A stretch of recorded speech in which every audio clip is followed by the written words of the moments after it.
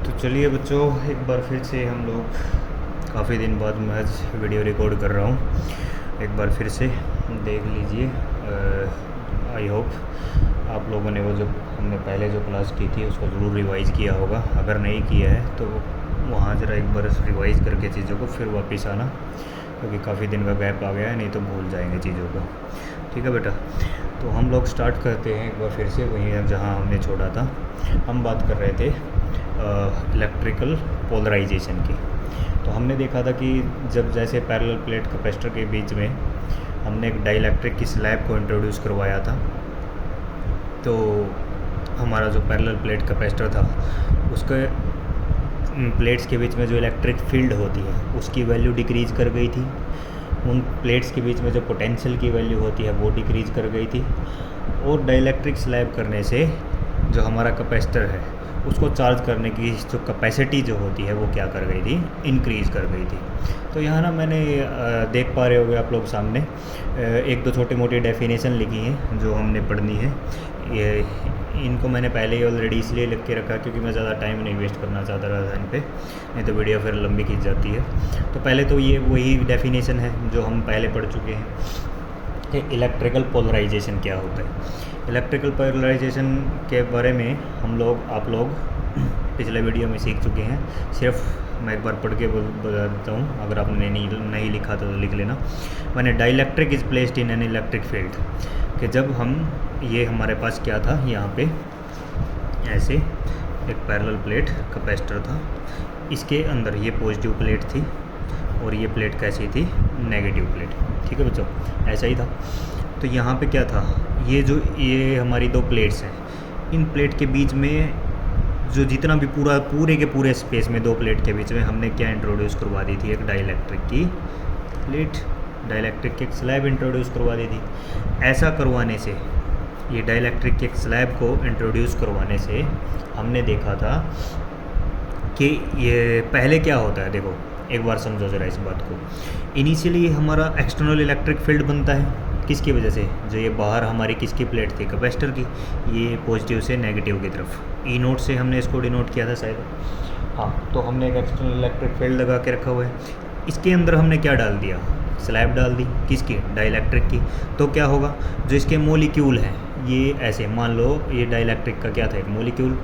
तो electric field के अंदर जाने से क्या हुआ, ये जो मोलिक्यूल हैं ये नेगेटिव चार्ज पर फोर्स लगा इलेक्ट्रिक फील्ड के अपोजिट डायरेक्शन में, और इसके पॉजिटिव चार्ज पर फोर्स लगता है इलेक्ट्रिक फील्ड के डायरेक्शन में। तो यहाँ पे क्या बन गया, नेगेटिव और पॉजिटिव चार्ज एक दूसरे के साथ, इन दोनों के बीच में क्या आ गया, कुछ गैप आ गया है, जिसकी वजह से यहाँ एक डाइपोल मोमेंट बन जाता है। इस प्रोसेस को ही हमने क्या बोला था, इलेक्ट्रिकल पोलराइजेशन। तो वही लिखा है, ध्यान से देखो एक बार इसको। When A dielectric is placed in an electric field, जब डाइलेक्ट्रिक किस में रखा हुआ है, इलेक्ट्रिक फील्ड में, positive and negative charge of its molecule, जो डाइलेक्ट्रिक का मोलिक्यूल है उसके पॉजिटिव और नेगेटिव चार्ज गेट्स मॉडिफाइड। ये देखो यहाँ पे ये पॉजिटिव इधर आ गया, नेगेटिव इधर आ गया, किसकी वजह से, एक्सटर्नल इलेक्ट्रिक फील्ड की वजह से। And a dipole moment is induced, और एक डाइपोल मोमेंट क्या हो जाती है, इंड्यूस हो जाती है in the dielectric. This phenomenon is called electrical polarisation. ठीक है बच्चों, और हमने एक फार्मूला बना लिया था डाइलेक्ट्रिक कांस्टेंट का। क्या फार्मूला होता है, it is the original electric field, it is the ratio of original electric field जो हमने बाहर से लगाई है दो प्लेट्स के बीच में, टू द, ये कौन सी इलेक्ट्रिक फील्ड थी, नेट इलेक्ट्रिक फील्ड बोलो, या फिर क्या नाम दिया था हम लोग को, reduced value of electric field. मैंने पढ़ा है ना, इलेक्ट्रिक फील्ड घट जाती है पैरेलल प्लेट कैपेसिटर के में अगर हम उसकी प्लेट्स के बीच में क्या डालते हैं, एक डाइलेक्ट्रिक की स्लैब डालते हैं। तो यहाँ से ये क्या फार्मूला बन गया, E net is equal to E naught by E K. और रिजल्ट तीनों एक बार लिख देते हैं, मैं लिख देता हूँ, देखो एक बार जल्दी से। अच्छा चलो यहाँ लिखता हूँ।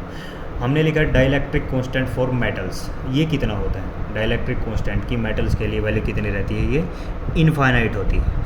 इस रिजल्ट को डायरेक्ट याद रख लेना, क्योंकि ना कई बार एग्जाम में पूछ लिया जाता है कि what is the value of dielectric constant for metals. ये आया कैसे अभी बता देता हूँ, लेकिन उससे पहले हम देख लेते हैं हमारी दो तीन रिजल्ट जो हमने पिछले क्लास में रखा था। सबसे पहले कि जब हम पैरेलल प्लेट कैपेसिटर की दो प्लेट्स के बीच में एक कैपेसिटर एक डाइलेक्ट्रिक को इंट्रोड्यूस करवाते हैं, तो सबसे पहले तो उसकी इलेक्ट्रिक फील्ड जो हमारी ओरिजिनल इलेक्ट्रिक फील्ड थी ई नोट वो डिक्रीज कर जाती है। उसकी वैल्यू अब क्या बन जाती है, ई नोट बाई के।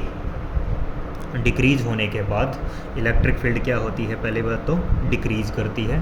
क्या डालने के बाद, डाइलेक्ट्रिक की स्लैब डालने के बाद पैरेलल प्लेट कैपेसिटर की दो प्लेट्स के बीच में, तो इलेक्ट्रिक फील्ड कितनी रहती है, ई नोट बाई के। इसी तरीके से हमने देखा था पोटेंशियल जो इनिशियली वी नोट था, जब हमने पैरेलल प्लेट कैपेसिटर की प्लेट्स के बीच में डाइलेक्ट्रिक नहीं डाला था, उस समय पोटेंशियल कितना था, वी नोट। लेकिन जैसे ही हमने डाइलेक्ट्रिक डाला दो प्लेट्स के बीच में, तो हमने देखा पोटेंशियल की वैल्यू भी क्या हो जाती है, डिक्रीज हो जाती है, और जो नया फार्मूला बनता है वो क्या बन जाता है, वी नोट बाई के। ठीक है, उसके बाद हम बात कर रहे थे बच्चों कैपेसिटी की। कैपेसिटी हमने देखा था कि चार्ज को स्टोर करने की कैपेसिटी क्या कर जाती है, इंक्रीज कर जाती है। क्या कर जाती है, इंक्रीज। ये फार्मूला देखा था ना हमने, के सी is equal to K times of C naught. ये दोनों चीज़ें क्या कर रही थी, डिक्रीज। इलेक्ट्रिक फील्ड भी डिक्रीज कर रही थी, पोटेंशियल भी डिक्रीज कर रहा था, लेकिन कैपेसिटी क्या कर जाती है, इंक्रीज, चार्ज को स्टोर करने की।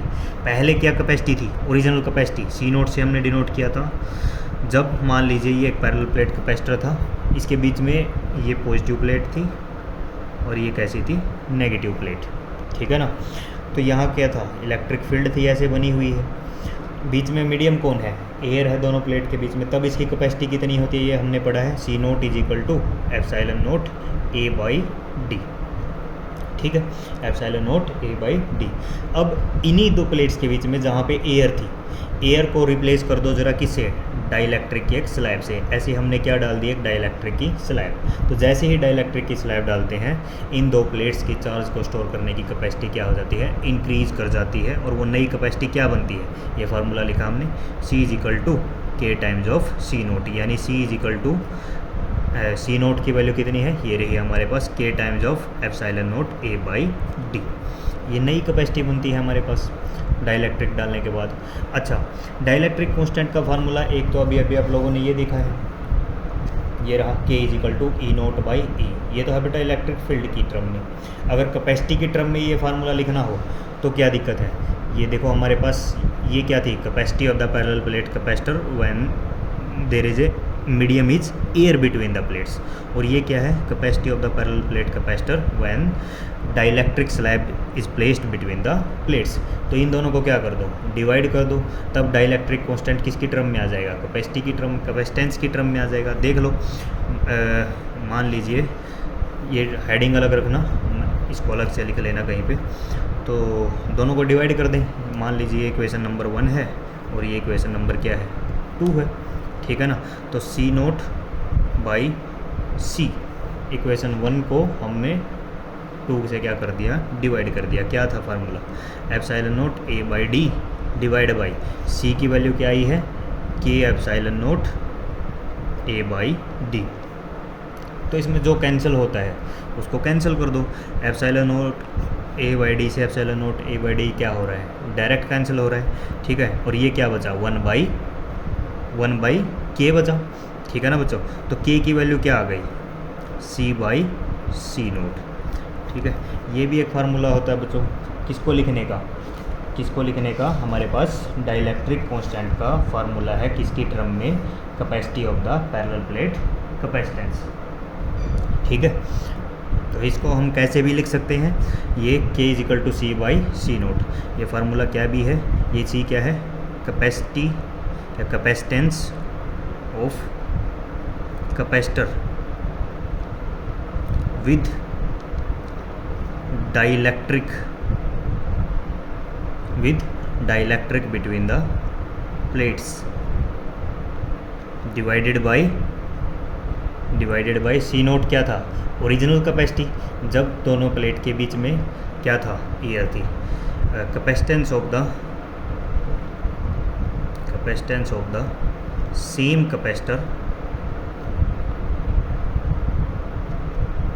व्हेन it is placed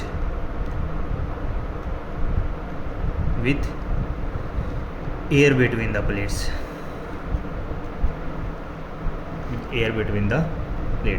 तो ये ना डिटेल्ड फार्मूला हो गया एक टाइप से।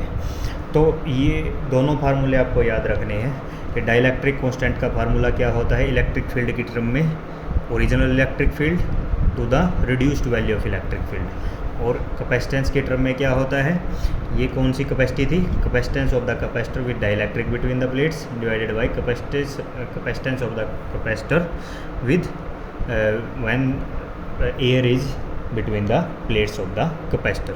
ठीक है, तो किसी भी तरीके से क्वेश्चन आ सकता है आपके पास एग्जाम में, हो सकता है इस पे न्यूमेरिकल मिल जाए या हो सकता है उस फार्मूले में बन जाए। ठीक है बच्चों, अब इसके बाद मैंने आपको बोला है कि डाइलेक्ट्रिक कांस्टेंट जो होता है मेटल्स के लिए, के की वैल्यू जो होती है मेटल्स के लिए इनफाइनाइट होती है। एक मार्क्स में कई बार डायरेक्ट क्वेश्चन पूछा जाता है, ये आया कैसे है ये देख लो एक बार ज़रा। डाइलेक्ट्रिक कांस्टेंट फॉर मेटल, देखो बच्चों ये वही हमारे पास मान लीजिए पैरेलल प्लेट कैपेसिटर है, और ये क्या है, पॉजिटिव प्लेट है कैपेसिटर की, और दूसरी प्लेट कैसी है, नेगेटिव।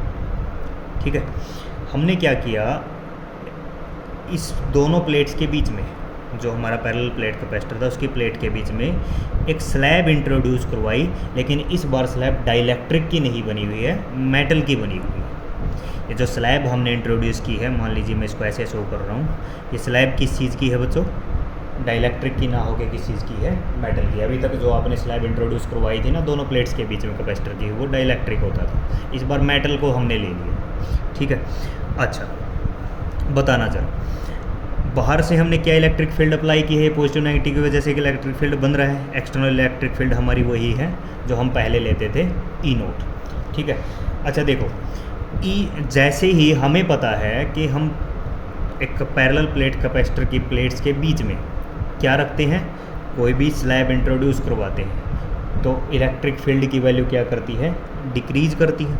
ठीक है ना बच्चों, क्या करती है, डिक्रीज। तो देखो ई की जो वैल्यू है, अच्छा चलो सबसे पहले इसको छोड़ दो, तुम ये फार्मूला देखो, K is equal to dielectric constant का इलेक्ट्रिक फील्ड की टर्म में क्या फार्मूला था, E naught by E. E naught क्या था, ओरिजिनल इलेक्ट्रिक फील्ड जो हमने बनाया था, और ये ई क्या थी, ई नेट, ई नेट। ठीक है, जो रिड्यूस होकर क्या आई थी, इलेक्ट्रिक फील्ड की वैल्यू आई थी। ठीक है बच्चों, अच्छा देखो ज़रा, ई की वैल्यू यहाँ से क्या बनी, ये ई नेट की वैल्यू यहाँ से क्या बन गई, E net is equal to E naught by K, क्या बन गई, ई नोट बाई के। इतनी बात ठीक है, इस बात में तो शायद किसी को कोई दिक्कत नहीं है। अच्छा अब यहाँ देखो, अब ई नेट का फार्मूला आ गया हमारा ई नोट बाई के। ये बताओ कि जैसे ही हमने मेटल की प्लेट को एक्सटर्नल इलेक्ट्रिक फील्ड में रखा है, तो इस मेटल के अंदर जो इलेक्ट्रिक फील्ड बनेगी वो कितनी होगी, ई नेट की वैल्यू कितनी होगी, E net inside the metal कितनी बनी थी, सिग्मा बाई एप्सिलॉन नोट बन रही थी, किस में बन रही थी, डाइलेक्ट्रिक में बन रही थी बच्चों। ये क्या है, मेटल की एक प्लेट है, मेटल की अगर प्लेट है तो मेटल के अंदर हमने तो पढ़ा है इलेक्ट्रिक फील्ड की वैल्यू कितनी होती है, 0 होती है। इलेक्ट्रिक फील्ड की वैल्यू कितनी हो जाती है, 0, किसके अंदर, मेटल्स के अंदर। और ऐसा क्यों होता है, ई नेट की वैल्यू 0 क्यों हो गई, क्योंकि मेटल्स के केस में जो इलेक्ट्रिक फील्ड हमने बाहर से लगाई है ई नोट, और जो मेटल के अंदर इलेक्ट्रिक फील्ड इंड्यूस होती है, इंड्यूस इलेक्ट्रिक फील्ड होती है ना भाई, जैसे ही हम पॉजिटिव प्लेट के बीच, नेगेटिव प्लेट के बीच में एक डाइलेक्ट्रिक या किसी मेटल की प्लेट रखते हैं तो इसके अंदर क्या बनती है, इलेक्ट्रिक फील्ड। इसकी अपोजिट डायरेक्शन में बनती है, ये लास्ट वीडियो में हमने देखा था, ये इस डायरेक्शन में क्या बनेगी, electric field, induced electric field. तो मेटल्स के केस में ना ये ई नोट इंड्यूस्ड इलेक्ट्रिक फील्ड के एग्जैक्टली इक्वल होती है। बाहर जो हमने इलेक्ट्रिक फील्ड लगाई उसके मेटल के अंदर बनने वाली इलेक्ट्रिक फील्ड उसके जस्ट क्या होती है, इक्वल हो जाती है। अब दोनों बाहर वाली और अंदर वाली इलेक्ट्रिक फील्ड सेम हो गई, ये राइट डायरेक्शन में है, ये लेफ्ट डायरेक्शन में, डायरेक्शन दोनों की अलग अलग है, तो ई नेट की वैल्यू कितनी आ गई इस केस में, 0 आ जाती है। अगर ई नेट की वैल्यू 0 है तो यहाँ देखो इसको पुट करो, 0 is equal to E naught by K, तो के की वैल्यू कितनी, के इज इक्वल टू, इसको इधर ले जाओ, इसको इधर ले जाओ, के इज इक्वल टू इन्फिनिटी। तो डाइलेक्ट्रिक कांस्टेंट मेटल्स के लिए बच्चों कितना रहता है, इनफाइनाइट रहता है। कितनी वैल्यू रहती है डाइलेक्ट्रिक कांस्टेंट की मेटल्स के लिए, इनफाइनाइट। ठीक है, मेरे हिसाब से ये बात आपको क्लियर है, इसमें किसी को कोई दिक्कत नहीं रहनी चाहिए। ठीक, अच्छा एक चीज़ हो, ये तो हो गया डाइलेक्ट्रिक कांस्टेंट की बात। यहाँ पे चार्ज भी इंड्यूस होते हैं। मैंने आपको ये बताया था कि जब हम डाइलेक्ट्रिक की एक स्लैब डालते हैं ठीक है, डाइलेक्ट्रिक की स्लैब डालने से सरफेस पर चार्ज इंड्यूस हो जाते हैं, लेकिन वो जो चार्ज इंड्यूस होते हैं वो उतने अमाउंट में नहीं होते हैं जितने किस पर होते हैं, बाहर पैरेलल प्लेट कैपेसिटर की प्लेट पर जो क्या होते हैं, चार्ज होते हैं। तो जब मान लीजिए यहाँ की जो चार्ज डेंसिटी थी पैरेलल प्लेट की वो कितनी थी, सिग्मा, और अंदर जो ये स्लैब है इसके सरफेस पर कितनी थी, सिग्मा आई। ठीक है, तो लास्ट केस में सिग्मा की वैल्यू सिग्मा आई से ग्रेटर थी, लेकिन मेटल्स के लिए ये दोनों क्या रहती हैं, सेम। यहाँ भी चार्ज उतना ही होता है, यहाँ भी चार्ज उतना ही होता है, और जब ये चार्ज क्योंकि सेम है इसी वजह से ये इलेक्ट्रिक फील्ड भी क्या रहती है, सेम। अच्छा देख लेते हैं इसको, ये सेम क्यों हो गई। देखो हमने एक फार्मूला देखा था, क्या फार्मूला था, sigma I induced charge density is equal to, क्या फार्मूला था, ओरिजिनल चार्ज डेंसिटी 1 - 1/k। ये फार्मूला लास्ट वीडियो में हमने प्रूव किया था। तो देखो sigma E is equal to sigma, metals के लिए इस k की वैल्यू कितनी, इनफाइनाइट, और 1/∞ कितना होता है, 0, 1 - 0 कितना, 1। तो सिग्मा ई किसके इक्वल आ गया, सिग्मा ई किसके इक्वल आ गया बच्चों, सिग्मा। तो जो यहाँ पे चार्ज डेंसिटी थी एग्जैक्टली वही चार्ज डेंसिटी कहाँ पर है, यहाँ पर प्लेट पर। तो अगर यहाँ पे पॉजिटिव चार्ज है तो इतना ही सामने कौन सा चार्ज आगे इकट्ठा हो जाता है, नेगेटिव चार्ज। तो इस वजह से इलेक्ट्रिक फील्ड की वैल्यू भी यहाँ पे दोनों कौन सी रहती है, एक्सटर्नल और इंड्यूस्ड, दोनों क्या रहती हैं, सेम रहती हैं। ठीक है, मुझे लगता है ये बात आपको समझ में आ गई होगी, इसमें किसी को कोई दिक्कत नहीं होगी। ठीक है, उसके बाद नेक्स्ट टर्म, एक छोटी सी टर्म है इलेक्ट्रिकल ससेप्टेबिलिटी। क्या टर्म है हमारी नेक्स्ट, इलेक्ट्रिकल ससेप्टेबिलिटी। ये क्या चीज़ है, ये देखो मैंने लिखा है, it is found that dipole moment developed is directly proportional to the reduced value of the electric field. भाई इलेक्ट्रिकल पोलराइजेशन का जो हमारा फार्मूला था, जो डेफिनेशन थी, इसमें क्या था, हम जो पैरेलल प्लेट कैपेसिटर था उसकी प्लेट्स के बीच में हम डाइलेक्ट्रिक की स्लैब को क्या करवाते थे, इंट्रोड्यूस करवाते थे, जिसकी वजह से जो डाइलेक्ट्रिक के मॉलिक्यूल थे उसके पॉजिटिव और नेगेटिव चार्जेस क्या कर जाते थे, मॉडिफाई कर जाते थे। ये इधर आ गया नेगेटिव चार्ज और ये पॉजिटिव चार्ज इधर आ गया, तो इनके बीच में क्या बन गई, एक डाइपोल मोमेंट बन गई। तो डाइपोल मोमेंट इंड्यूस हो गई, और इस प्रोसेस को ही हमने क्या नाम दिया था, इलेक्ट्रिकल पोलराइजेशन नाम दिया था।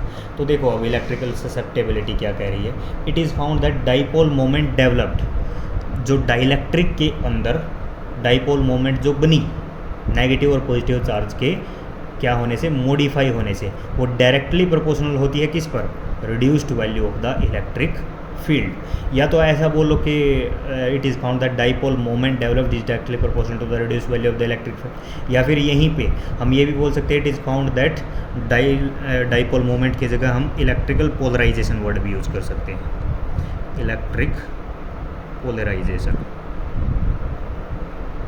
ठीक है, ये आपके प्रदीप की जो बुक है ना उसमें ये चीज़ गिवन है, उसने शायद इलेक्ट्रिकल पोलराइजेशन वर्ड का यूज़ किया है। ठीक है, it is found that dipole moment developed या electrical polarization developed is directly proportional to the reduced value of the electric field. यानी डाइपोल मोमेंट को भी पी से हम डिनोट करते हैं और इलेक्ट्रिक पोलराइजेशन को भी पी से ही कर रहे हैं। तो P is directly proportional to the reduced value of the electric field, यही कह रहे हैं ना। Dipole moment induced is directly proportional to reduced value of the electric field. तो अब ये प्रोपोर्शनलिटी का साइन हटाना है तो क्या करवाएं, कांस्टेंट इंट्रोड्यूस करवाएं। तो बच्चों यहाँ जो कांस्टेंट इंट्रोड्यूस होता है ना उसका सिंबल ये रहता है, ये देखो कुछ इस तरीके से सिंबल बनता है, और ये इस सिंबल को हम बोलते हैं काई। प्रोनाउंसिएशन जो इसकी होती है काई, ये पहली बार आप सीख रहे हैं तो इसको ध्यान से सुनना। ये क्या है, काई टाइम्स ऑफ ई। ये क्या है, कांस्टेंट है जो हमने इस प्रोपोर्शनलिटी साइन को हटाने के लिए क्या किया है, यूज़ किया है। तो ये जो काई है ना बच्चों यहाँ पे यही है ससेप्टेबिलिटी, इलेक्ट्रिकल ससेप्टेबिलिटी। ठीक है ना, तो ये formula P is equal to chi E, where काई क्या है यहाँ पे, एक बार फिर से बता रहा हूँ, इलेक्ट्रिकल ससेप्टेबिलिटी, वेयर काई इज इलेक्ट्रिक ससेप्टेबिलिटी। ठीक है, काई यहाँ पे क्या है बच्चों, इलेक्ट्रिकल ससेप्टेबिलिटी। अच्छा यहाँ से एक फार्मूला डेफिनेशन देखो कैसे बनेगी, इलेक्ट्रिकल ससेप्टेबिलिटी की डेफिनेशन हम कैसे बना सकते हैं। देखो काई इज इक्वल टू, ये इलेक्ट्रिक फील्ड इसके नीचे ले आओ, dipole moment induced divided by electrical field, reduced value of the electric field. ठीक है, अगर मान लो ये E की वैल्यू 1 हो जाए, if E is equal to 1, reduced value of the electric field is 1 unit, then अगर ये 1 हो गया तो उस समय काई किसके इक्वल होगा, डाइपोल मोमेंट इंड्यूस्ड के। किसके अंदर डाइपोल मोमेंट इंड्यूस हो रहा है, डाइलेक्ट्रिक के अंदर। तो काई इज इक्वल टू P, कब, when electric field is unity. तो देखो यहाँ से हम डेफिनेशन बड़ी आसानी से तैयार कर सकते हैं। मैंने क्या लिखा है, electrical susceptibility is measured by, इसको आप कैसे मेजर करेंगे, बाय द डाइपोल मोमेंट। देखो हमने लिखा ना, electrical susceptibility is equal to dipole moment developed, किसके अंदर डेवलप हुई, डाइलेक्ट्रिक के अंदर। वही चीज़ लिखी हुई है, electrical susceptibility is measured by the dipole moment developed in it मतलब कौन, डाइलेक्ट्रिक। तो electrical susceptibility is the measured by the dipole moment developed in it when, कब जब इलेक्ट्रिक फील्ड की वैल्यू कितनी हो गई, 1 हो गई। When electric field applied is unity. ठीक है ना बच्चों, तो क्या फार्मूला बन के तैयार हुआ यहाँ पे, इलेक्ट्रिकल ससेप्टेबिलिटी क्या होती है, ये इसी से हमने बनाया है। Electrical susceptibility of a dielectric is equal to dipole moment induced in the dielectric, कब, व्हेन वी अप्लाई या when we put dielectric in a electric field whose magnitude is unity. ठीक है, when electric field applied is unity. मेरे हिसाब से इस बात में कि वही किसी को कोई दिक्कत नहीं होनी चाहिए। और ये जो आपकी डाइलेक्ट्रिक इलेक्ट्रिकल ससेप्टेबिलिटी जो होती है वैक्यूम के लिए, इसकी वैल्यू बच्चों 0। ठीक है, इस पॉइंट को भी याद रख लेना। For vacuum electrical susceptibility is equal to 0। ठीक है, तो ये एक छोटी सी डेफिनेशन थी। उसके बाद एक और छोटी सी डेफिनेशन है जिसे हम बोलते हैं डाइलेक्ट्रिक स्ट्रेंथ। तो ये ना इसलिए बतानी ज़रूरी है क्योंकि ये एग्जाम में कई बार पूछ लेता है, what is electrical susceptibility, what is dielectric strength.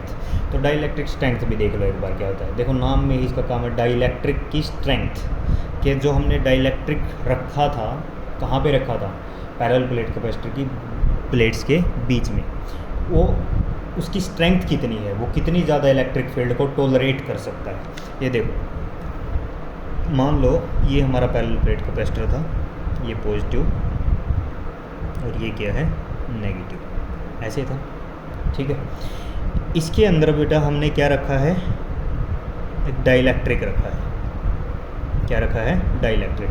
और ये पॉजिटिव और नेगेटिव बाहर से एक्सटर्नली हमारी क्या बन रही है, हमने क्या अप्लाई करके रखा है, ई नोट। ठीक है, इतनी बात। तो क्या होगा, ये ई नोट क्या करेगा बच्चों, जो इसके मोलिक्यूल होंगे, मान लीजिए एक मोलिक्यूल पहले ऐसे था जिसमें नेगेटिव और पॉजिटिव चार्ज क्या था, उन दोनों का सेंटर क्या कर रहा था, कंसाइड कर रहा था। तो एक्सटर्नल इलेक्ट्रिक फील्ड में रखते ही ये मोलिक्यूल क्या करेगा, मॉडिफाई करेगा, इसकी शेप कुछ ऐसी हो जाएगी। ये नेगेटिव इधर आ जाएगा इलेक्ट्रिक फील्ड के अपोजिट डायरेक्शन में, जो हमने बाहर से लगाई है उसके इलेक्ट्रिक फील्ड के अपोजिट डायरेक्शन में, और पॉजिटिव चार्ज उसी के डायरेक्शन में चल पड़ेगा। ठीक है ना बच्चों, मतलब नेगेटिव और पॉजिटिव चार्ज दूर दूर चले गए। अगर मान लीजिए मैं बाहर से जो इलेक्ट्रिक फील्ड लगा रहा हूँ मैं और ज़्यादा स्ट्रॉन्ग कर दूँ, उसका मैग्नीट्यूड पहले मान लीजिए 10 न्यूटन पर कूलाम थी, अब मैंने बढ़ा के 100 न्यूटन पर कूलाम कर दी। मैंने इलेक्ट्रिक फील्ड जो बाहर से लगाई थी उसकी और ज़्यादा बढ़ा दी, तो क्या होगा, ये नेगेटिव और पॉजिटिव चार्ज एक दूसरे से और ज़्यादा दूर चले जाएंगे, ऐसे हो जाएगा negative positive.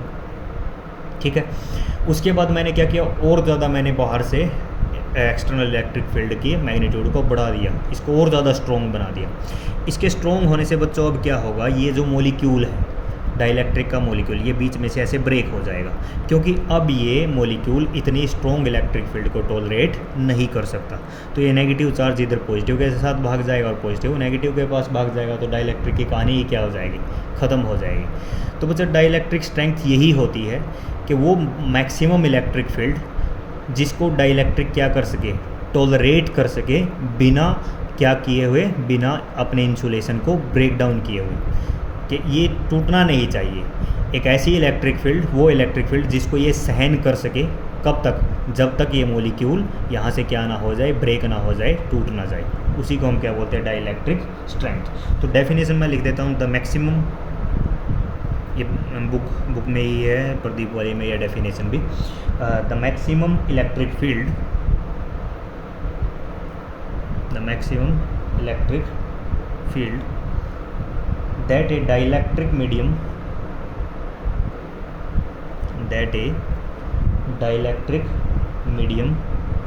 can withstand, that a dielectric medium can withstand without breaking down,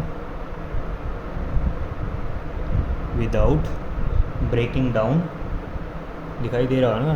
हाँ शायद दिखाई दे रहा है। Without breaking down its insulating property.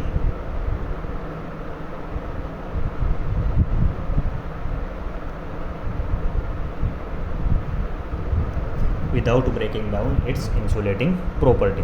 तो यही चीज़ मैंने आपको बताया है कि वो मैक्सिमम इलेक्ट्रिक फील्ड जिसको ये डाइलेक्ट्रिक क्या कर सके, टॉलरेट कर सके, जब तक इसका क्या ना ब्रेक हो जाए, इंसुलेशन ब्रेक ना हो जाए। The maximum electric field that a dielectric medium can withstand without breaking down its insulating property. ठीक है, तो ये छोटी छोटी 2-3 डेफिनेशन थी। इसके बाद हम नेक्स्ट टॉपिक पर बढ़ते हैं, और नेक्स्ट टॉपिक है हमारा capacitance of A parallel plate capacitor. लिख देता हूँ मैं, capacitance of A parallel plate capacitor,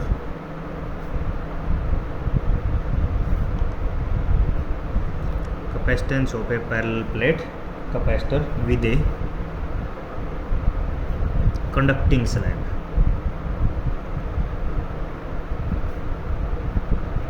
with a conducting slab. तो देखो बच्चों क्या कहानी है। आप लोगों ने देखा, अभी तक आपने 2 रिजल्ट सीखे। क्या?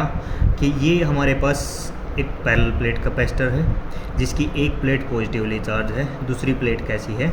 नेगेटिवली चार्ज है।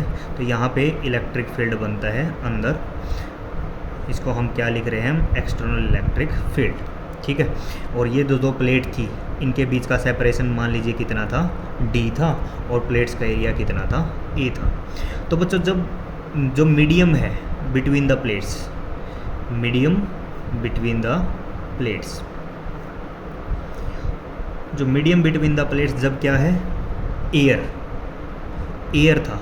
तो उस समय इस पैरेलल प्लेट कैपेसिटर की जो कैपेसिटी थी C0, हमने डिनोट किया था, वो कितनी थी? ε0 A/d। ठीक है, ये कब कैपेसिटी थी? जब मीडियम 2 प्लेट्स के बीच में क्या था? एयर।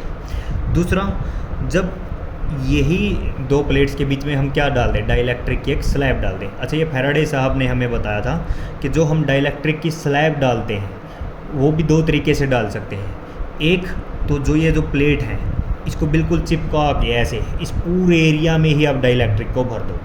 2 तरीके से काम हो सकता है कि मैं ऊपर से एक डाइलेक्ट्रिक की स्लैब लेके आऊँ और ये जो प्लेट है इधर और इधर वाली प्लेट, इस पूरे एरिया में उस डाइलेक्ट्रिक स्लैब को भर दूँ।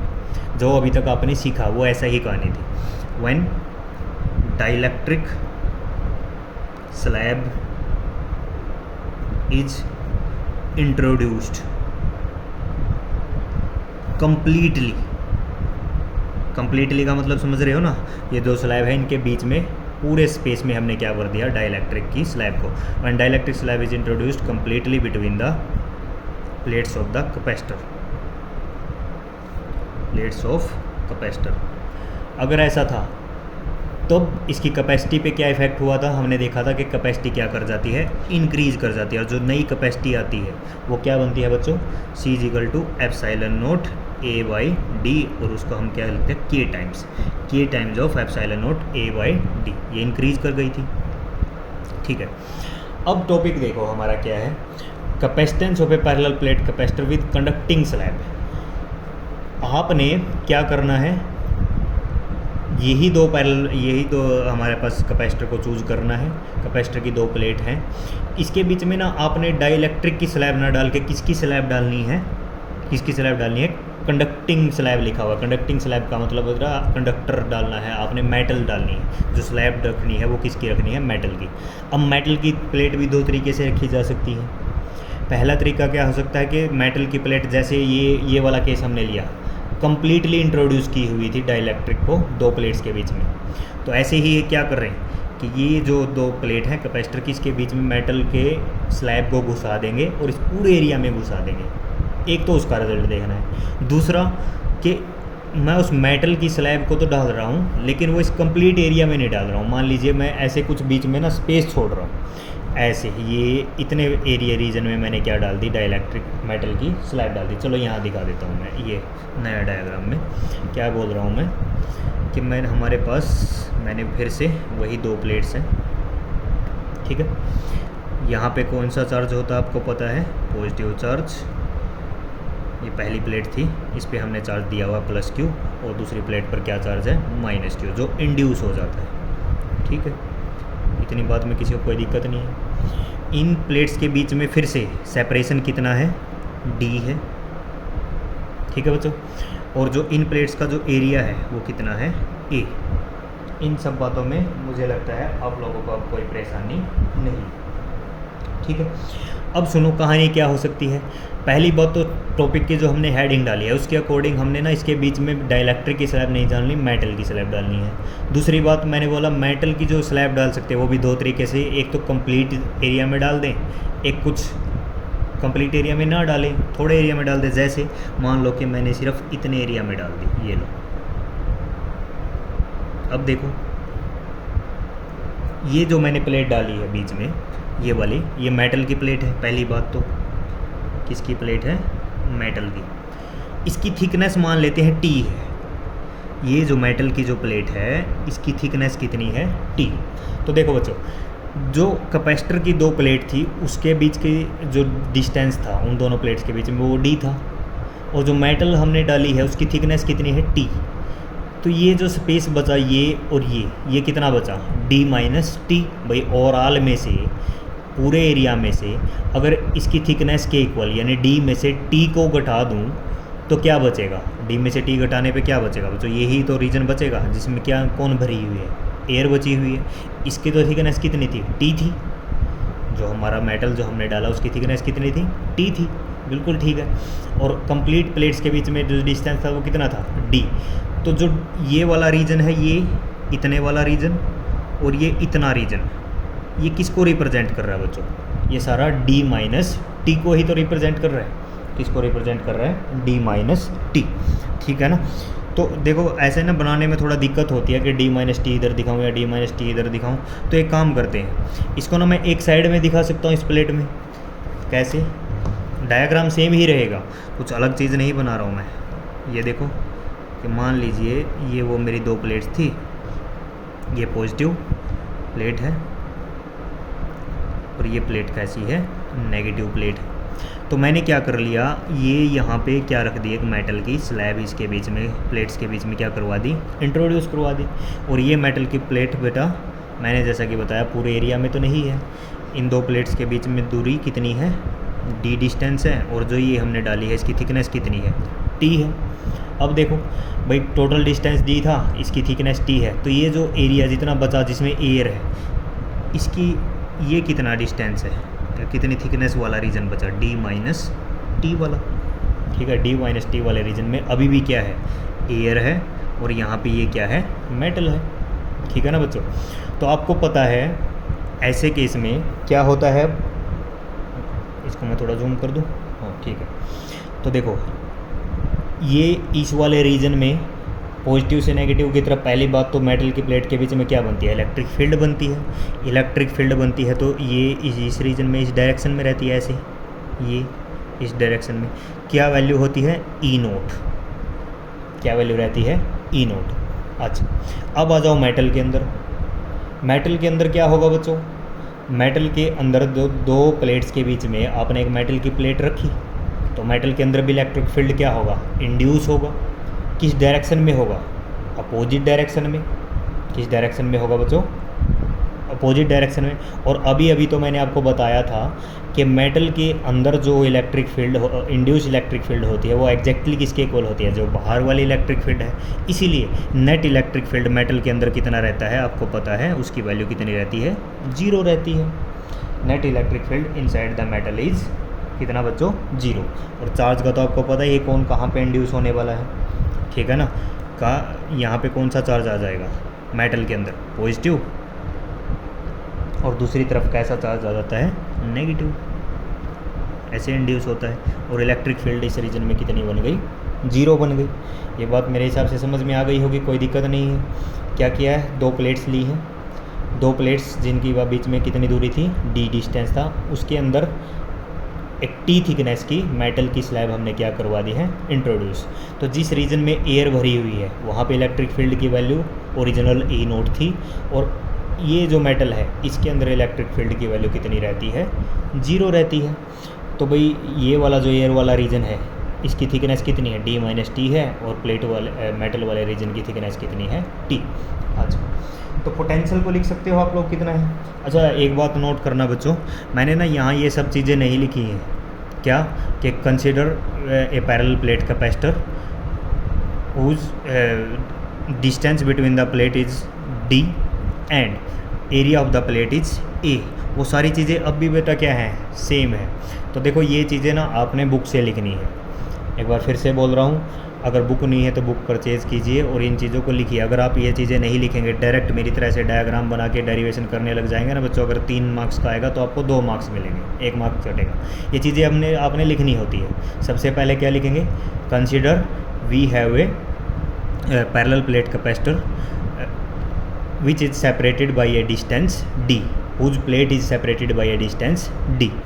Let us consider a metal plate या metal slab of thickness t between the plate of the capacitor, ठीक है, and the region in which air is filled, thickness of that region is d minus t, ठीक है। We know that electric field in the region where air is filled is E0, and in the region where metal is placed, electric field in that region is 0, ठीक है। अब क्या करें, अब हमने potential की वैल्यू निकालनी है। किस चीज़ की, पोटेंशियल कैसे निकालते हैं हम लोग पोटेंशियल, देखो बच्चों, ये पॉजिटिव है, ये नेगेटिव है। इन 2 प्लेट्स के बीच में पोटेंशियल की वैल्यू फाइंड आउट करना चाहता हूँ। इन 2 प्लेट्स के बीच में पोटेंशियल कितना होगा, पॉजिटिव और नेगेटिव के बीच में पोटेंशियल कितना होगा।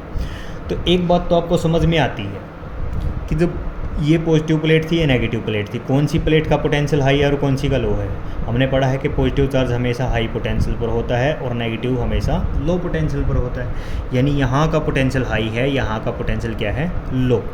तो जैसे हम यहाँ से यहाँ जा रहे हैं इस डायरेक्शन में, पोटेंशियल की वैल्यू धीरे धीरे धीरे धीरे धीरे क्या होती जा रही है, डिक्रीज होते जा रही है। यहाँ पे पोटेंशियल हाई था, यहाँ पे क्या है, बहुत कम है। तो यहाँ पे मान लीजिए 40 वोल्ट था, यहाँ पे कितना होगा, 38 वोल्ट, 35 वोल्ट, 36, 30, 20, ऐसे करते करते यहाँ पे कितना हो जाएगा, 0 वोल्ट मान लो, ठीक है। तो यहाँ से यहाँ जाने में पोटेंशियल क्या हो रहा है, डिक्रीज हो रहा है। एक बात तो ये बात तो आप समझ गए हैं, ठीक है। तो पहले बताओ बच्चों, इस रीजन में जहाँ पे सिर्फ एयर वाले रीजन की बात कर रहा हूँ, जहाँ पे थिकनेस कितनी थी, d-t, इसका पोटेंशियल लिख के बताओ ज़रा, कितना लिखोगे।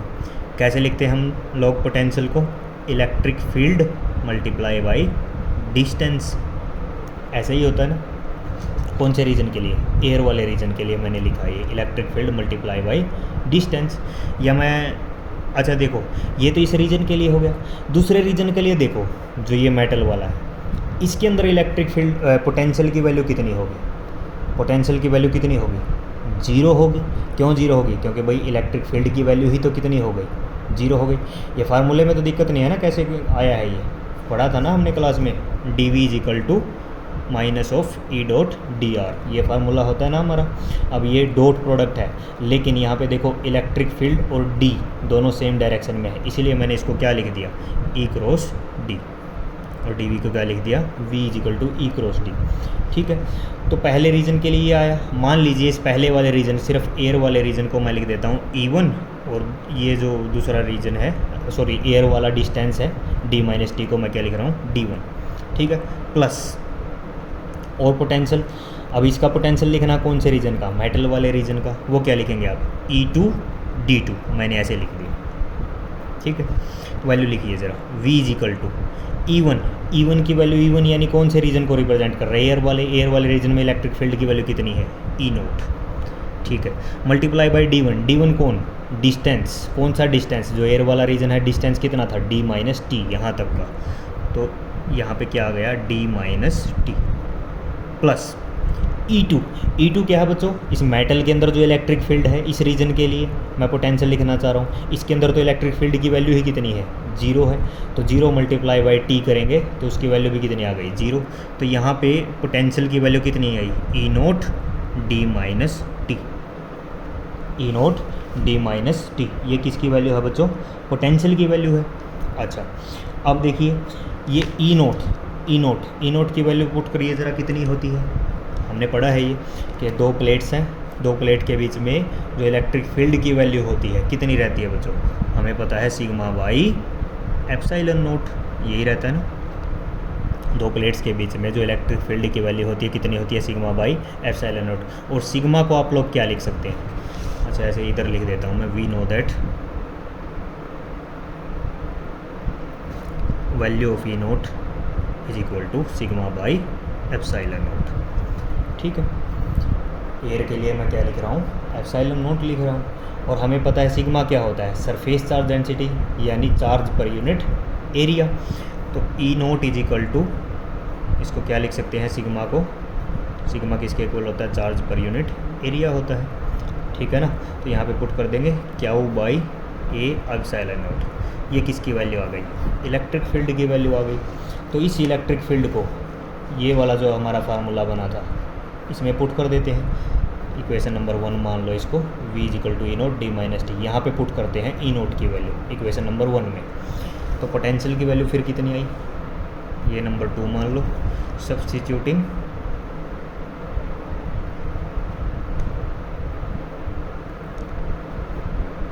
Value of E0 from equation 2 into equation 1, 2 से हमने कहाँ पे रखी बच्चों, 1 में रखी। तो पोटेंशियल की वैल्यू कितनी आई, V is equal to E0 की वैल्यू कितनी है, Q by A epsilon naught, ये हमारी E0 की वैल्यू हो गई, मल्टीप्लाई में कौन था D माइनस टी। इस बात में तो ठीक है, इस बात में कि शायद किसी को कोई दिक्कत नहीं है, पोटेंशियल की वैल्यू आ गई।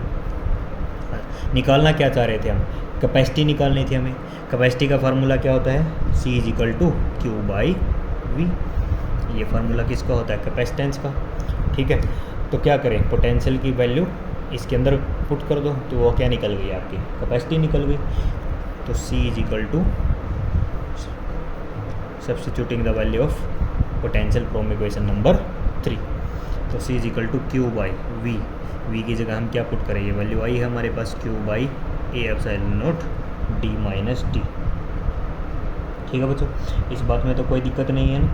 तो Q से ये Q क्या हो गया, कैंसिल हो गया, ये ऊपर चला गया, तो क्या रिजल्ट आया, A E epsilon naught D minus T, ऐसा रिजल्ट आ रहा है, ठीक है। इस बात में किसी को कोई प्रॉब्लम है तो ठीक है।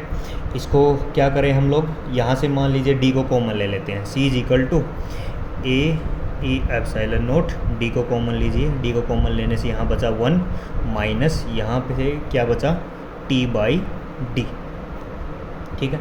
ये क्या किया है मैंने, इस D को क्या किया है, कॉमन लेने से 1 बचा माइनस T बाई डी, ऐसा आ गया। यहाँ ये D को कैंसिल करना, हमने हटाना है यहाँ से, यहाँ ऊपर और नीचे दोनों जगह न्यूमरेटर और डिनोमिनेटर में D से क्या कर दीजिए, डिवाइड कर दीजिए। अच्छा मैं इसको थोड़ा सा छोटा कर देता हूँ, ठीक है। तो अब क्या करेंगे, डिवाइड कर देंगे न्यूमरेटर और डिनोमिनेटर में बाई D, तो क्या आ जाएगा, A E epsilon naught divide by D, और इसके डिवाइड में ओवरऑल कौन था, ये था D by 1 minus T by 1 minus T by D, ठीक है ना। और इसके भी डिवाइड में कौन आएगा, D, क्योंकि हमने ऊपर वाले न्यूमरेटर में डिवाइड में D किया है, तो डिनोमिनेटर में भी डिवाइड में कितना करना था, D। तो ये D से D क्या हो गया, कैंसिल हो गए। इस बात में तो किसी को कोई दिक्कत है नहीं है ना, तो ठीक है। तो देखो बच्चों, epsilon note A by D, epsilon not a by D, ये क्या होता है, क्या होता है, कैपेसिटी या फिर capacitance of the parallel plate capacitor when it is placed in air. ठीक है, तो इसकी जगह मैं क्या यूज़ कर सकता हूँ, सी नोट। तो C is equal to C naught divide by 1 minus T by D. तो ये कैपेसिटी आ गई कहाँ पे, कब, जब हमने हमारे जो पैरेलल प्लेट कैपेसिटर था उसकी प्लेट में क्या बीच में क्या इंट्रोड्यूस करवाया था, एक मेटल की सीट या कहूँ मेटल की एक स्लैब इंट्रोड्यूस करवाई थी जिसकी थिकनेस कितनी थी, टी। ठीक है, अच्छा यहाँ भी देखो बच्चों, ये कैपेसिटी घट के आई या बढ़ के आई, जब एयर में, जब हमने पढ़ा था ना कि एयर रखी होती है तो capacity epsilon not a by D होता है, एयर में जब हमारे रखा होता है।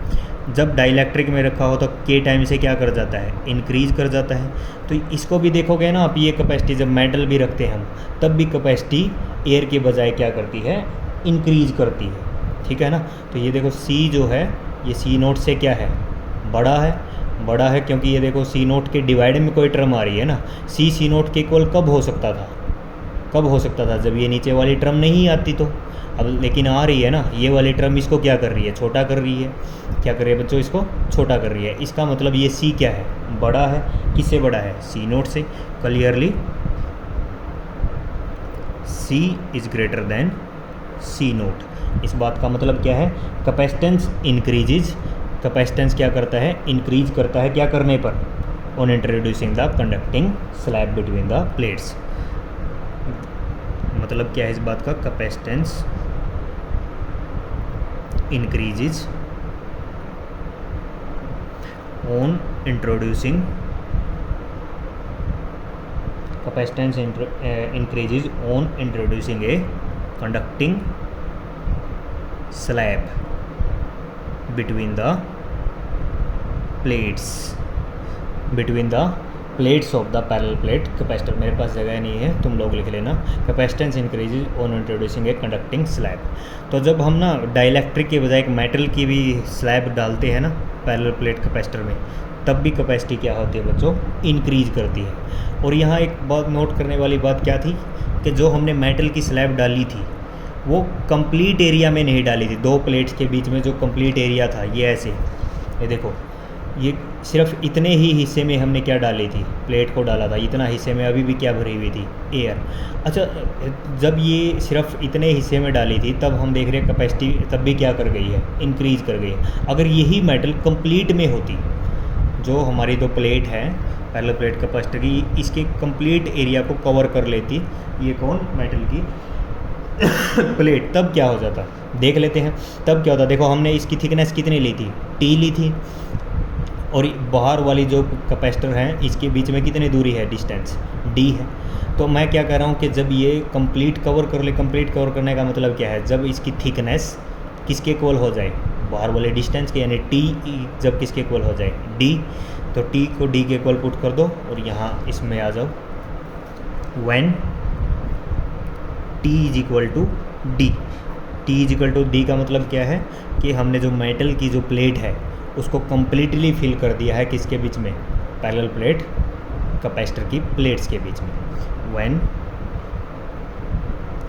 Metal is filled completely between the plates, completely between plates when t is equal to d। तब देखो बच्चों t और d क्या हो गए, इक्वल हो गए ना, तो या तो इसको t लिख दो या इसको d लिख दो, ये d से d क्या हुआ, कैंसिल, तो कितना बचा 1, 1 माइनस 1 कितना 0, 1 माइनस 1 कितना हो गया 0। और किसी नंबर के डिवाइड में अगर 0 हो जाता तो कैपेसिटी कितनी हो जाती है, इनफाइनाइट। कितनी हो जाती है, इनफाइनाइट। तो बच्चों जब हमने एक मेटल की प्लेट को डाला जी पैरेलल प्लेट कैपेसिटर की प्लेट के बीच में, अगर उसकी थिकनेस कंप्लीटली कवर नहीं कर रही है किसको, ये डिस्टेंस बिटवीन द प्लेट्स, तब तो कैपेसिटी इंक्रीज करती है और उसका फार्मूला रहता है C = C0 1 - T/D। लेकिन अगर मेटल की प्लेट इस कंप्लीट एरिया को कवर कर लेती है तब इसकी कैपेसिटी बढ़ के कितनी हो जाती है, इनफाइनाइट। इस केस में C क्या बन जाता है, इनफाइनाइट बन जाता है। ठीक है, इस बात में किसी को कोई दिक्कत नहीं होनी चाहिए। ठीक है, नेक्स्ट टॉपिक करते हैं हम लोग। अब देखो, ये तो हमने क्या किया था, मेटल की प्लेट को इंट्रोड्यूस किया था। ऐसे ही हमने डाइलेक्ट्रिक को भी इंट्रोड्यूस कर लिया था। डाइलेक्ट्रिक को कब इंट्रोड्यूस किया था, क्या रिजल्ट आया था डाइलेक्ट्रिक इंट्रोड्यूस करने पर, C इज इक्वल टू के time of epsilon not A by D. लेकिन ये रिज़ल्ट कब आया था, ये रिज़ल्ट कब आया था कि जब हमने डाइलेक्ट्रिक की स्लैब को इस प्लेट के बीच में कम्प्लीटली इमर्ज कर दिया था, इस पूरे एरिया को कवर कर दिया था। ठीक है, अगर मान लीजिए इस केस की तरह, जैसे मैंने यहाँ पे ये मेटल की स्लैब डाली हुई है लेकिन कंप्लीट एरिया में नहीं डाली हुई इसमें प्लेट्स के बीच में, तो ऐसे ही अगर डाइलेक्ट्रिक को भी पूरे इस कंप्लीट एरिया में ना फिल्ड करके हाफ एरिया में हम फिल्ड करें, तब कैपेसिटी पे क्या इफ़ेक्ट होगा, क्या सेम रहेगी या अलग होगी, वो देख लेते हैं। अभी वो केस हमारा बाकी है, तो अभी वही हमें पढ़ना है। हमारे टॉपिक का नाम आ जाएगा, हेडिंग आ जाएगी हमारी, capacitance of A parallel plate capacitor. Capacitance of A parallel plate capacitor. अच्छा, इस टॉपिक में ना कुछ भी चेंज नहीं होगा, जैसे हमने अभी अभी किया है ना, सारी स्टेप एक एक स्टेप ऐसा का ऐसा रहेगा। विद ए डाइलेक्ट्रिक स्लैब, तो डाइलेक्ट्रिक स्लैब डालनी है किसके बीच में, पैरेलल प्लेट कैपेसिटर के बीच में। और एक चीज़ बड़ी ऑब्वियस है कि इस बार हम डाइलेक्ट्रिक स्लैब को कंप्लीट एरिया में नहीं डालेंगे प्लेट्स के बीच में, क्योंकि वो हम पहले केस पढ़ चुके हैं। तब कैपेसिटी कितनी होती है, epsilon not A by D, अगर कंप्लीट एरिया में डालेंगे। तो ये जो डाइलेक्ट्रिक स्लैब डाली हुई है ये पार्शियली फिल्ड करनी है between the plates, partially field between the plates. ठीक है, देख लेते हैं इस कहानी को, क्या है क्या नहीं है। तो सबसे पहले वही चीज़ें, इंट्रोडक्शन आप लोगों ने लिख लेनी है। Consider we have a parallel plate capacitor whose one plate is positively charged and on another plate a equal negative charge is induced। ठीक है, let the separation between the two plates is D, separation कितना ही रहेगा बच्चों, D रहेगा, and area of the each plate is A, area of each plate is A। ठीक है, तो क्या यहाँ पे बनेगा, एक एक्सटर्नल इलेक्ट्रिक फील्ड बनेगी पॉजिटिव और नेगेटिव के बीच में। लेकिन हमें क्या करना, उससे पहले किसको इंट्रोड्यूस करवाना है, डाइलेक्ट्रिक स्लैब को। और एक क्या कंप्लीटली इंट्रोड्यूस करवाना है, क्या नहीं, कंप्लीट इंट्रोड्यूस नहीं करवाना है, तो पार्शियली भी इंट्रोड्यूस करवाना है। Let us introduce a dielectric slab. इस बार स्लैब किस चीज़ की है, डाइलेक्ट्रिक की है। Let us introduce a dielectric slab of thickness T। इसकी थिकनेस भी कितनी ही मान लेते हैं, T मान लेते हैं। ठीक है, let us introduce a dielectric slab of thickness T between the plates of the capacitor which is partially filled between the plates, between the plates। ठीक है, अच्छा देखो बच्चों, कंप्लीट एरिया D, इसकी थिकनेस कितनी T, तो जो ये जो वाला रीजन बचा जिसमें एयर भरी हुई है, इसकी थिकनेस कितनी फिर से D माइनस T। भाई कंप्लीट में से ये घटा देंगे तो यही तो बचेगी, तो ये कितनी थिकनेस है, D माइनस T है, इतने रीजन की थिकनेस। ठीक है, ये एयर है और इस रीजन में ये क्या रखा हुआ हमारा, डाइलेक्ट्रिक रखा हुआ है। और मान लेते हैं जो ये डाइलेक्ट्रिक रखा है इसका डाइलेक्ट्रिक कांस्टेंट कितना है, K है। ठीक है, इसका डाइलेक्ट्रिक कांस्टेंट बच्चों कितना है, K है। तो देखो यहाँ से इलेक्ट्रिक फील्ड ऐसे ये बनेगी। ठीक है, एयर वाले रीजन में इलेक्ट्रिक फील्ड को हम क्या लिखते हैं बच्चों, E नोट। क्या लिखा जाता है, E नोट। अगर external electric field E note में हमने एक डाइलेक्ट्रिक की स्लैब रखी है तो हमें पता है क्या इंड्यूस होंगे, इसके अंदर चार्जेस इंड्यूस होंगे। यहाँ पे कौन सा चार्ज आता है, पॉजिटिव चार्ज। ठीक है ना, और यहाँ इस डायरेक्शन में कौन सा चार्ज आ जाता है, नेगेटिव चार्ज। और ऑब्वियस सी बात है, इस बार ये क्या है बच्चों, ये डाइलेक्ट्रिक की स्लैब है, तो यहाँ पे इतने चार्ज नहीं इंड्यूस होंगे जितने बाहर वाली प्लेट पर हैं। तो एक एक्सटर्नल अंदर एक इलेक्ट्रिक फील्ड बनेगी, इंड्यूस इलेक्ट्रिक फील्ड, जिसकी डायरेक्शन क्या होगी, इस वाले इलेक्ट्रिक फील्ड के अपोजिट होगी। ये ऐसे ई आई ऐसे बनेगी, ठीक है ना। मैं शो नहीं कर रहा हूँ, ये चीज़ें हम पहले पढ़ चुके हैं। इंड्यूस इलेक्ट्रिक फील्ड इस डायरेक्शन में बनेगी, लेकिन इस इलेक्ट्रिक फील्ड का मैग्नीट्यूड इस वाली इलेक्ट्रिक फील्ड से बाहर वाली से क्या होगा, कम होगा, क्योंकि ये ज़्यादा चार्जेस की वजह से बनी है, इसके अंदर क्या है, कम चार्जेस हैं। तो इसीलिए नेट इलेक्ट्रिक फील्ड जो बनेगी ई नोट, ई नेट या reduced value of the electric field, उसकी नेट डायरेक्शन क्या रहेगी, यही रहेगी, अपोजिट डायरेक्शन, ठीक है ना। तो इसके अंदर ई नेट की डायरेक्शन यही रहने वाली है, ये सेम डायरेक्शन। और उसकी वैल्यू कितनी होती है बच्चों, ई नेट की, ई नोट बाई के, ये हमें पता है, इसमें कोई दिक्कत नहीं है ना। ये आप देख पा रहे होंगे क्या लिखा है मैंने, ये ई नोट बाई के, ई नेट है ये, यानी reduced value of the electric field. ये चीज़ें हम पढ़ भी चुके हैं पहले, कि जब हम क्या इंट्रोड्यूस, अच्छा यहाँ लिख दूँ क्या, अगर दिख रहा है तो अच्छी बात, चलो दिख ही रहा होगा मेरे हिसाब से। ई नोट की वैल्यू, ई नेट की वैल्यू क्या है, ई नोट बाई के।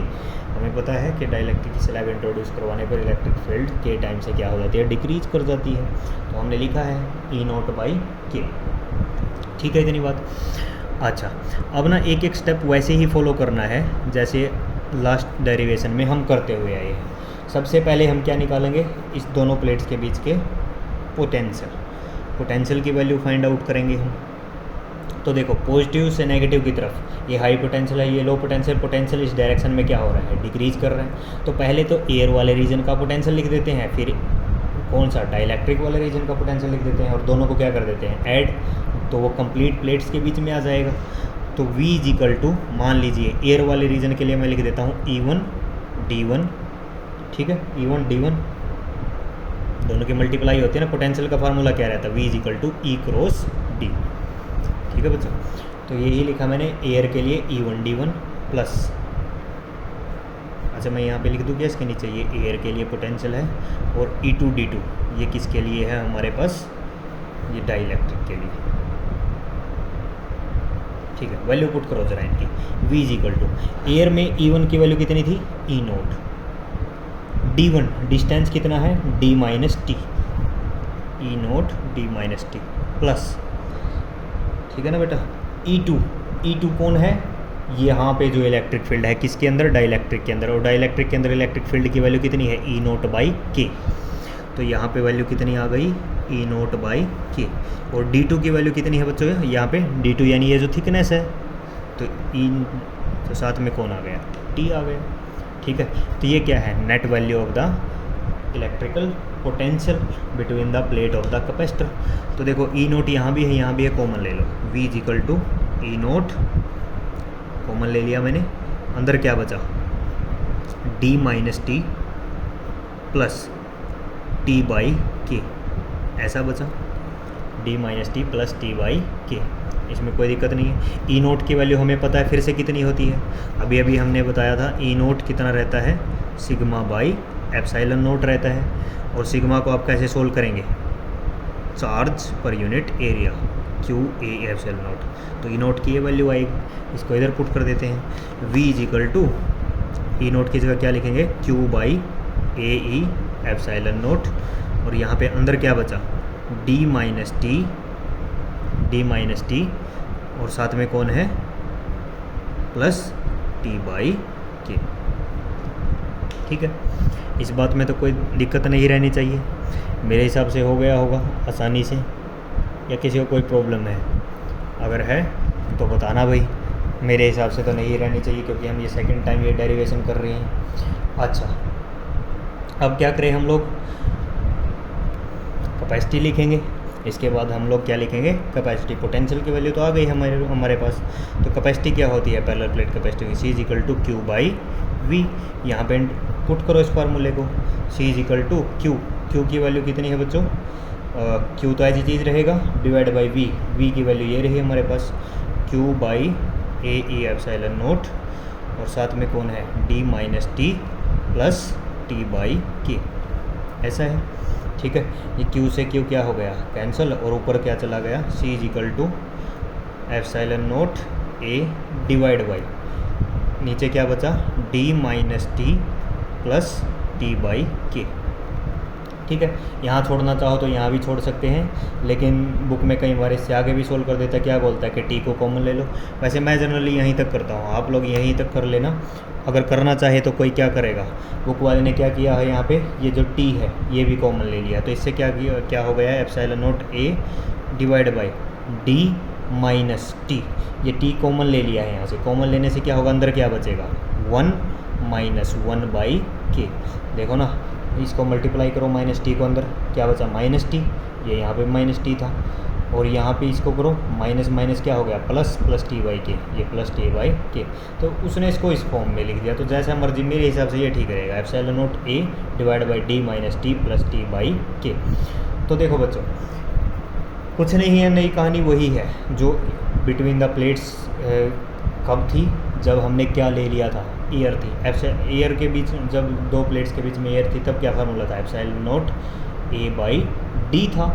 अब क्या हो गया, क्योंकि हमने क्या पुट किया है, डाइलेक्ट्रिक की स्लैब पुट की है, और वो भी ऐसी स्लैब जिसकी थिकनेस एरिया बिटवीन जो दो प्लेट्स है उसके बीच में कंप्लीट एरिया को कवर नहीं कर रही है। तो क्या फार्मूला बनता है, D minus T plus T by के। और ऑब्वियसली ये वाली जो कैपेसिटी है, ये वाली जो क्या है कैपेसिटी, एक बार फिर से किससे कम है या किससे के क्या है, ज़्यादा है। जो हमारी कौन सी कैपेसिटी आती थी, एयर में आती थी, उससे ये क्या होती है, ज़्यादा ही रहती है अभी भी। ठीक है ना, तो यहाँ मैं लिख देता हूँ क्लियरली फिर से, C is greater then C note, यानी कैपेसिटी एक बार फिर से क्या हो गई है, इंक्रीज कर गई है। On introduction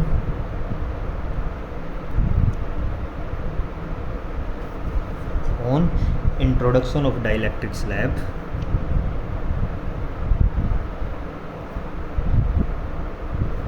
between the plates of a capacitor,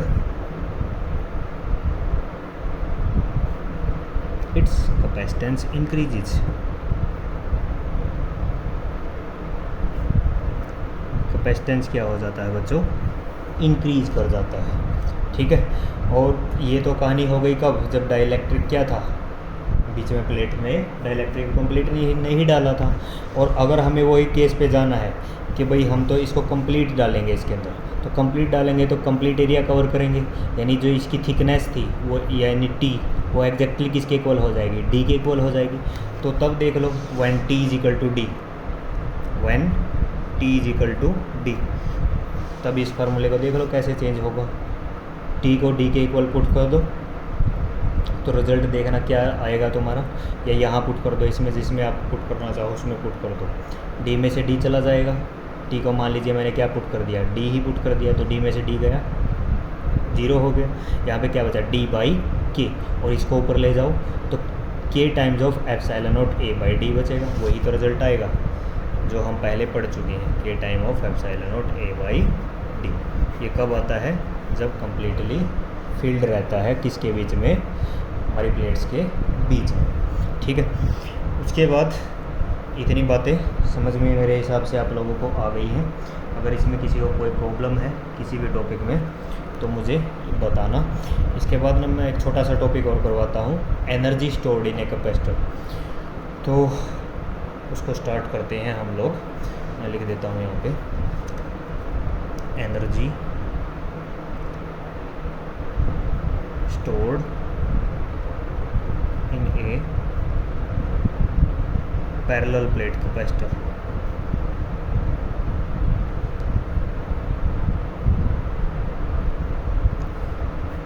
जो CBSE वाले बच्चे हैं उनके सिलेबस में ये डेरिवेशन तो नहीं है जो भी हम करेंगे एनर्जी की, लेकिन फार्मूले लिखे हुए हैं कि आपने इनके फार्मूलों का पता होना चाहिए।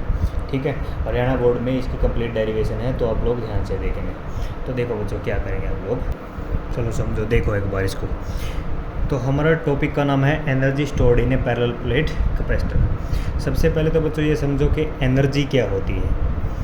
एनर्जी हमें पता है, energy is the ability of doing work.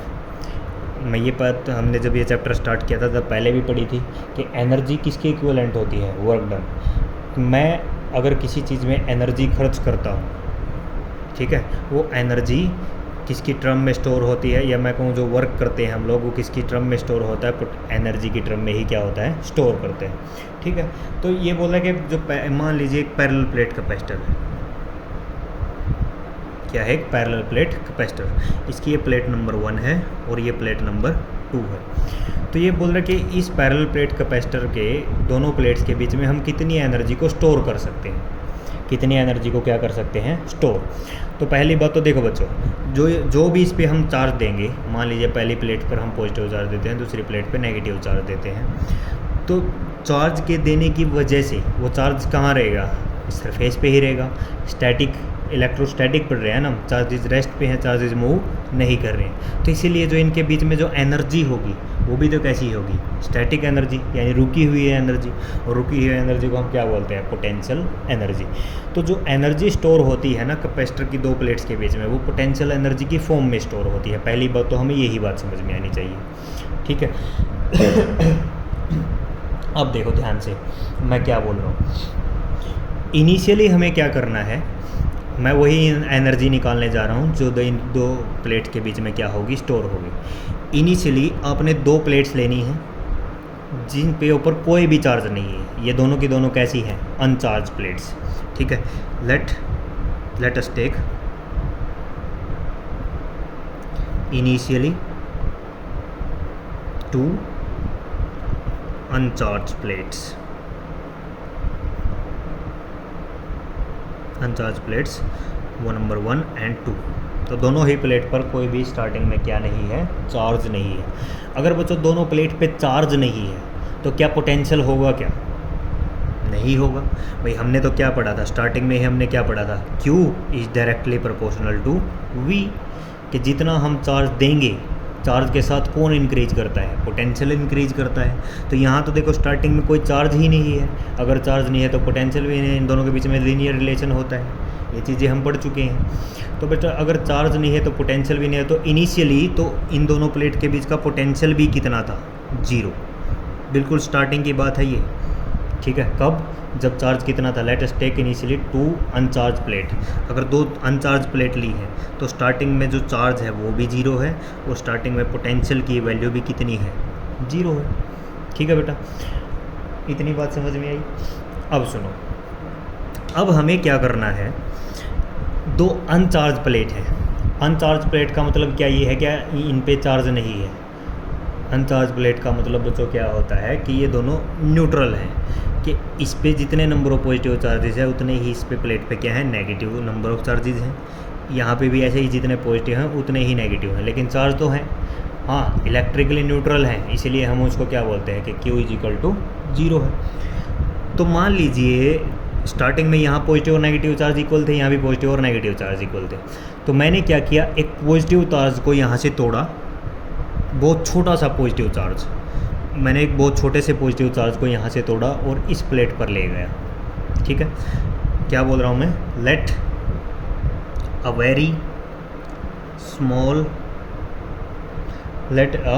Very small positive charge is transferred, बहुत छोटा सा स्मॉल पॉजिटिव चार्ज मैंने ट्रांसफ़र किया, कहाँ से, प्लेट नंबर 2 से प्लेट नंबर 1 पर। और छोटे से चार्ज को हम क्या लिख देते हैं, DQ लिख देते हैं। तो let a very small positive charge, और ब्रैकेट में यहाँ लिख लेना DQ, छोटा सा मैंने charge, is transferred from plate number 1 to plate number two to plate number 1, ठीक है। इनिशियली हमने क्या किया है, एक अनचार्ज प्लेट ली है, ठीक है। तो स्टार्टिंग में ना चार्ज है ना पोटेंशियल है। अब हम क्या कर रहे हैं, एक बहुत छोटा सा चार्ज DQ, ऐसे छोटे छोटे इंस्टॉलमेंट में यहाँ से तोड़ रहे हैं, यहाँ पे लेके जा रहे हैं, यहाँ से तोड़ रहे हैं, यहाँ पे लेके जा रहे हैं, कि हम ऐसे चार्ज को इधर से इधर क्या कर रहे हैं बच्चों, ट्रांसफ़र। और कितने अमाउंट में, DQ, छोटे छोटे अमाउंट में हम चार्ज को क्या कर रहे हैं, यहाँ पे ट्रांसफ़र कर रहे हैं। तो वही मैंने लिखा, let a very small positive charge, मैंने यहाँ से छोटा सा पॉजिटिव चार्ज लिया, इस ट्रांसफ़र टू प्लेट नंबर 1, यहाँ पे ट्रांसफ़र कर दिया, ठीक है। तो स्टार्टिंग में तो देखो बच्चों, यहाँ से पॉजिटिव चार्ज जो बिल्कुल पहला पॉजिटिव चार्ज लेके जाएंगे छोटे वाला, वो बिल्कुल आसानी से चला जाएगा। क्यों आसानी से चला जाएगा? क्योंकि सामने कोई और भी चार्ज नहीं है, सामने इस प्लेट पर कोई भी चार्ज नहीं है, तो वो आसानी से यहाँ के बैठ गए। नेक्स्ट चार्ज के बारे में क्या भाई, पहला चार्ज ठीक आप आसानी से इधर ले गए, कोई रिपल्सन नहीं है सामने से, तो आसानी से वो इधर आ गए। मान लो यहाँ पे मैंने क्या दिखा दिया कि आसानी से क्या इकट्ठा हो गया, पॉजिटिव चार्ज। अब एक चीज़ देखो, जब मैं नेक्स्ट छोटे से पॉजिटिव चार्ज को तोड़ के यहाँ लेके आऊँगा, इसी प्लेट पर नेक्स्ट को लेके आऊँगा, तो क्या ये पॉजिटिव चार्ज इसको रिपेल करेगा?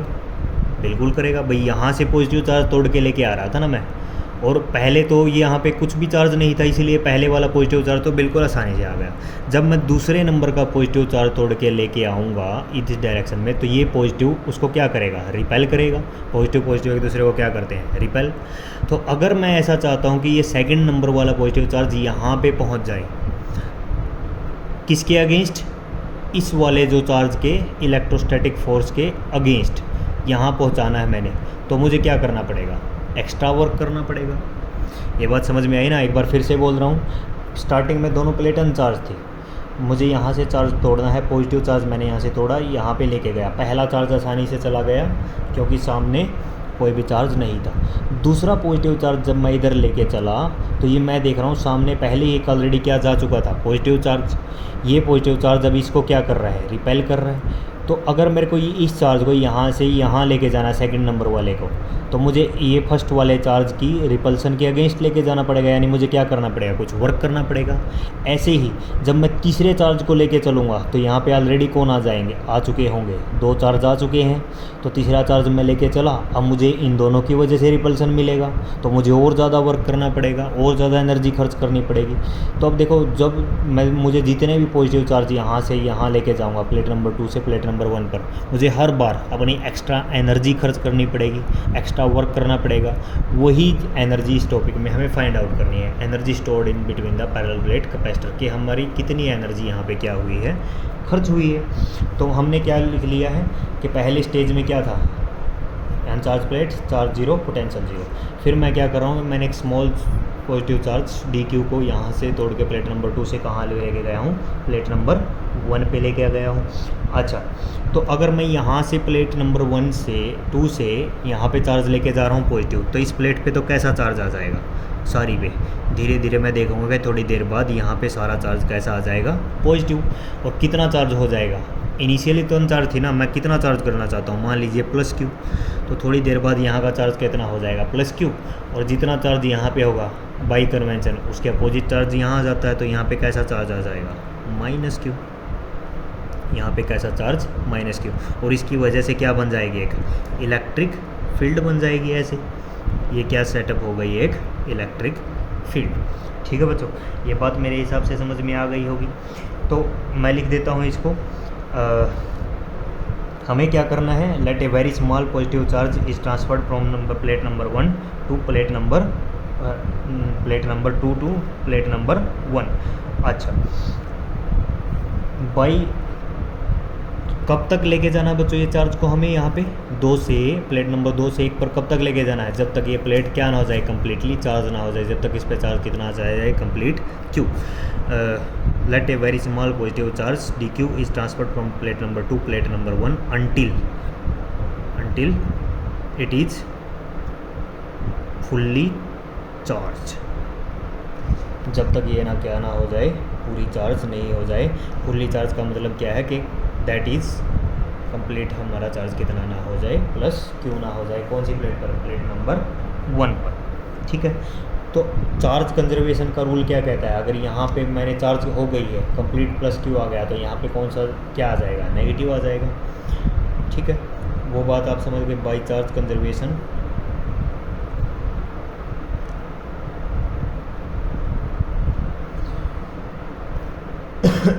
conductor 2 would acquire negative charge.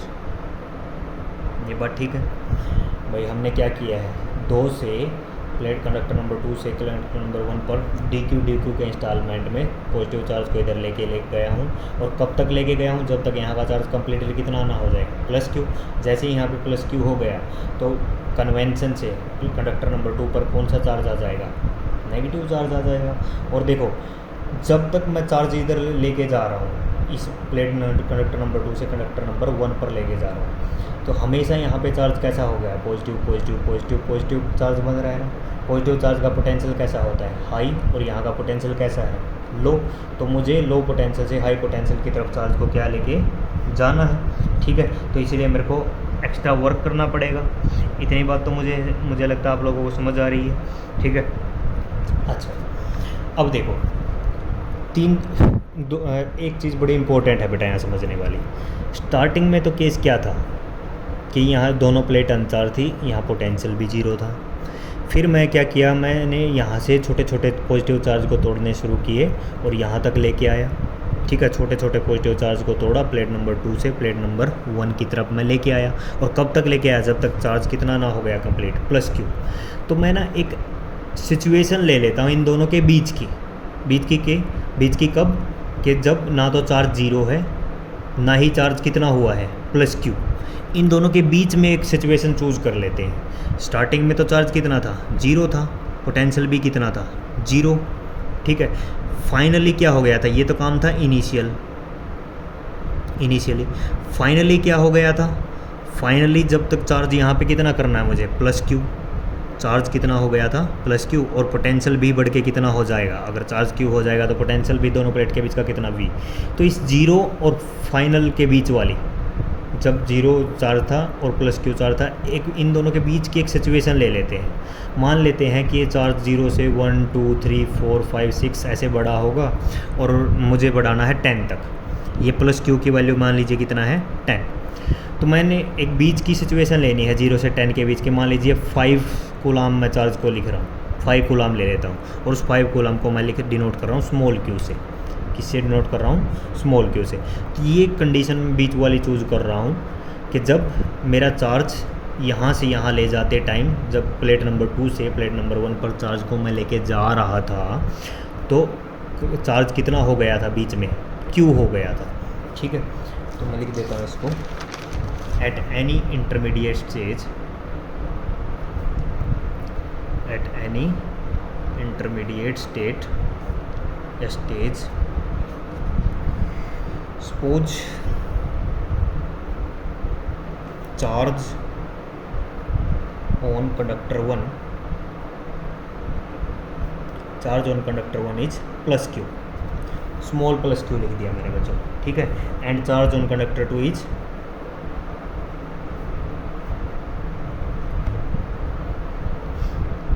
Minus Q, ठीक है।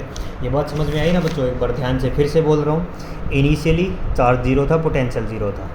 यहाँ से चार्ज को उठा के लेना स्टार्ट किया, प्लस को छोटे छोटे इंस्टॉलमेंट में डी क्यू के इंस्टॉलमेंट में मैं इधर लेके जा रहा हूँ। और कब तक लेके जाऊँगा, जब तक इस प्लेट का चार्ज कम्प्लीटली क्या ना हो जाए, प्लस क्यू, पोटेंशियल कितना ना हो जाए, वी। तो जब जीरो से चार्ज को प्लस क्यू ले रहा था, की तरफ लेके जा रहा था, तो बीच में मान लीजिए एक सिचुएशन ऐसी आई जब मैं इस पर कितना चार्ज ट्रांसफ़र कर चुका था, स्मॉल क्यू। वही मैंने लिखा है, at any intermediate stage suppose the charge on the conductor 1 is plus Q and charge on the conductor 2 is minus Q, ठीक है। तो ऐसी सिचुएशन में कि जब प्लस क्यू चार्ज आ चुका है, पोटेंशियल लिखिए। इन दोनों प्लेट के बीच का क्या लिखना है मुझे, पोटेंशियल। पोटेंशियल क्या होता है आप लोगों को पता है, पोटेंशियल कितना रहता है, potential is equal to work done per unit charge. ऐसा ही होता है ना, ये फार्मूला लिख रहा हूँ मैं समझाने के लिए। पोटेंशियल का फार्मूला क्या है, work done per unit charge होता है। तो वर्क डन का कितना फार्मूला, वर्क डन का फार्मूला क्या बन गया, पोटेंशियल इनटू चार्ज। ये क्या आ गया बच्चों, पोटेंशियल इनटू चार्ज। तो ठीक है, अब देखो भाई, ये तो बात आप लोग समझ गए कि मैं ऐसी सिचुएशन पे खड़ा हूँ कि जब यहाँ से इधर चार्ज लेके आ रहा हूँ और वो चार्ज कितना आ गया है, प्लस क्यू आ गया है। कितना आ गया है, प्लस क्यू आ गया है। अब जस्ट इससे नेक्स्ट वाला चार्ज मैंने एक और तोड़ा, एक छोटा सा चार्ज डी क्यू मैंने तोड़ा यहाँ से, और इसकी तरफ लेके आगे बढ़ा। किसकी तरफ आगे लेके बढ़ा, प्लस क्यू चार्ज जो मैं ऑलरेडी दे चुका था उसकी तरफ आगे लेके बढ़ा। तो ये एक बात तो पक्की है कि मुझे क्या करना पड़ेगा, वर्क करना पड़ेगा। क्यों वर्क करना पड़ेगा? क्योंकि ये सामने से इसको क्या कर रहा है, रिपेल कर रहा है। तो पहले ना small amount of work done को निकाल लेते हैं कि यहाँ से यहाँ तक लेके जाने में मुझे कितना small amount of work done निकालना पड़ा। ठीक है, तो वर्क का फार्मूला मैंने यहाँ से निकाला, क्या होता है, पोटेंशियल इनटू चार्ज। तो क्या लिख देते, पहले small amount of work done निकाल लेते हैं। Small amount of work done in giving an additional charge.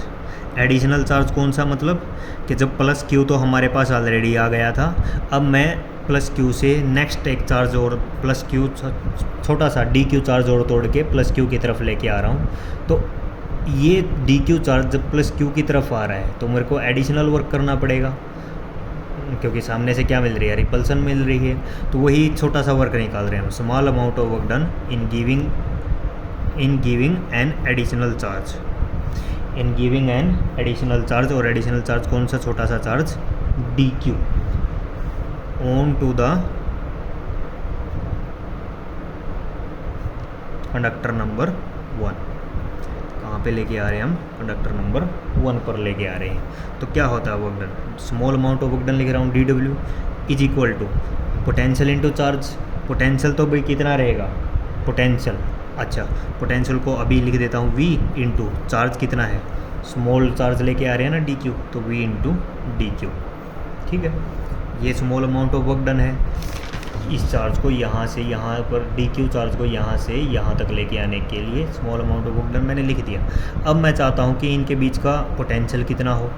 Potential क्या रहता है, ये अभी आपने लिखा है ना, पोटेंशियल क्या रहता है बच्चों, W बाई क्यू, या ऐसा देखो C इज इक्वल टू क्या रहता है, Q बाई V। तो यहाँ से पोटेंशियल की वैल्यू कितनी, V is equal to Q divide by C। ठीक है, तो ये पोटेंशियल की वैल्यू यहाँ पुट कर दो, D W is equal to Q by C. अच्छा क्यू कौन सा लेना है मुझे, स्मॉल लेना चाहिए या कैपिटल लेना चाहिए, स्मॉल लेना चाहिए। क्यों, क्योंकि मैंने बताया था हम दोनों के बीच की केस कंडीशन ले रहे हैं, ना तो जब चार्ज 0 था, ना ही चार्ज जब कंप्लीट क्यू हो गया था। जब चार्ज स्मॉल क्यू था ना, उस समय की बात कर रहे हैं हम। तो इसीलिए मेरे को इसको क्या लिखना चाहिए, स्मॉल क्यू, और यहाँ भी क्या लिखना चाहिए मेरे को, इसको भी स्मॉल क्यू। ये दोनों ही क्या आएंगे बेटा, स्मॉल क्यू। तो डी डब्ल्यू की वैल्यू कितनी आ गई मेरी, D W is equal to V की वैल्यू कितनी है, Q by C multiply by D Q. ठीक है, ये क्या आ गया, small amount of work done. अब क्या निकालना है, total amount of work done, कि जब मैं कंप्लीट चार्ज यहाँ पे ले आऊँगा प्लस क्यू, तो उसके लिए total amount of work done निकालो। इंटीग्रेट कर देंगे कहाँ से कहाँ तक, पहले चार्ज इनिशियली कितना था 0, और फाइनल कितने तक लेके जाना है, प्लस क्यू। तो इंटीग्रेट कर दो, total amount of work done, total amount of work done, total amount of work done. ठीक है, तो total amount of work done क्या हो जाएगा, इसका integration T W integration Q C D Q, और इंटीग्रेट कहाँ से कहाँ तक करना है, 0 से कहाँ तक करना बच्चों, प्लस क्यू तक। Total amount of work done तो भी निकलेगा ना, जब कंप्लीट चार्ज पर हम क्या करेंगे, इंटीग्रेट कर देंगे। अच्छा, डी डब्ल्यू का इंटीग्रेशन डब्ल्यू हो गया, क्यू बाई सी क्या है बच्चों, क्यू बाई सी को मुझे क्या लिखना चाहिए, बताओ ज़रा एक बार। ये सी तो क्या होती है, कैपेसिटी होती है, कैपेसिटेंस की, और ये तो क्या हो जाएगी, बाहर आ जाएगी, क्योंकि ये कांस्टेंट रहती है हमेशा कैपेसिटी 1/c। और क्यू डी क्या हो, क्यू का इंटीग्रेशन क्या रहेगा, क्यू स्क्वायर बाई 2, और इसकी लिमिट कितनी है, 0 टू कैपिटल क्यू। तो ये लिमिट पुट कर दो, वर्क डन की वैल्यू कितनी आ गई, 1/c capital Q square divide by 2। ठीक है, तो वर्क डन की वैल्यू कितनी आ गई बच्चों, क्यू स्क्वायर बाई 2c। क्या वैल्यू आ गई, क्यू स्क्वायर बाई 2c। और हमें पता है कि ये जो वर्क डन होता है यही किसकी फॉर्म में स्टोर होता है, ये किसके इक्विवेलेंट होता है, पोटेंशियल एनर्जी के फॉर्म इक्वल होता है। ठीक है ना, दिस वर्क डन हम लिख देते हैं, this work done is stored in the form of potential energy. ठीक है, तो potential energy U is equal to किसका, U या मैं कहूँ W is equal to 1/2 Q²/c। तो ये हमारा क्या है, पोटेंशियल एनर्जी का एक फार्मूला है। ठीक है, तो ये पोटेंशियल एनर्जी है ना बेटा, इतनी एनर्जी स्टोर होती है कहाँ पे, कहाँ पे। अच्छा, कई बार ना क्वेश्चन ये भी पूछ लेता है कि ये जो एनर्जी आपने निकाली है, ये 1/2 Q²/c, ये एनर्जी स्टोर कहाँ पे होती है कैपेसिटर में। तो कहाँ पे होती है, जो दो प्लेट्स के बीच में जो इलेक्ट्रिक फील्ड है ना बच्चों, इस इलेक्ट्रिक फील्ड में ये एनर्जी क्या होती है, स्टोर होती है। और अगर इन्हीं दो प्लेट्स के बीच में डाइलेक्ट्रिक की स्लैब इंट्रोड्यूस होती, तब एनर्जी कहाँ स्टोर होती, डाइलेक्ट्रिक के अंदर क्या होती, स्टोर होती। तो देखो, एक फार्मूला तो ये है एनर्जी का, U is equal to 1/2 Q²/c। ठीक है, अब ये तो किसकी टर्म में है, Q और C की टर्म में है। हम किस किस की टर्म में लिख देते हैं, हमारे पास क्या फार्मूला है, एक फार्मूला पता है ना, मैं C is equal to Q/V। भाई यहाँ पे तीन चीज़ें हैं, एक कैपेसिटी है, Q है, V है। तो हम एनर्जी को भी तीन टर्म में लिख सकते हैं। यहाँ पे देखो Q और C की टर्म में लिखा हुआ है। अगर मैं चाहूँ तो C और V की टर्म में भी लिख सकता हूँ और Q और V की टर्म में भी लिख सकता हूँ। लिखते हैं, ये एक फार्मूला है 1/2 Q²/c। अगर मैं मान लीजिए किसकी टर्म में लिखना चाहूँ, C की वैल्यू ही यूज़ कर लेते हैं। चलो, C की वैल्यू कितनी होती है, Q/V, यहाँ यूज़ कीजिए, U is equal to 1/2 Q², C की वैल्यू है Q/V, यानी V ऊपर चला गया, एक Q से एक Q क्या हुआ, कैंसिल हुआ, तो वैल्यू क्या इतनी आई, U is equal to 1/2 QV। ये लो, ये एक फार्मूला और है, या तो ये 1, ये फार्मूला नंबर 2। ठीक है, और एक फार्मूला हो सकता है जो थर्ड फार्मूला होता है वो सबसे ज़्यादा चलता है। क्या, ये देखो, ये Q और C की टर्म में है, ये Q और V की टर्म में है। एक फार्मूला C और V की टर्म में भी लिख सकते हैं ना हम लोग। तो इस Q की जगह क्या पुट करें, ये देखो Q की जगह क्या फार्मूला आ जाएगा यहाँ से, Q is equal to CV। Q की वैल्यू कितनी होती है, CV, तो यहाँ पे भी यूज़ कर लो, U is equal to 1/2 CV multiply by V, यानी U is equal to 1/2 CV का स्क्वायर। ये फार्मूला सबसे ज़्यादा यूज़ होता है। ठीक है, ये वाली फॉर्म सबसे ज़्यादा क्या होती है, यूज़ होती है। Potential energy stored is equal to 1/2 CV, या तो ऐसे लिखते हैं, या फिर 1/2 QV, या फिर 1/2 Q²/c। तीनों ही फार्मूले ठीक है, लेकिन सबसे ज़्यादा यूज जो होने वाला फार्मूला है ये वाला 1/2 CV²। तो जो CBSE वाले बच्चे हैं, आप लोगों को सिर्फ ये फार्मूले याद रखने हैं, अपने इसकी डेरिवेशन करने की ज़रूरत नहीं है इस टॉपिक के।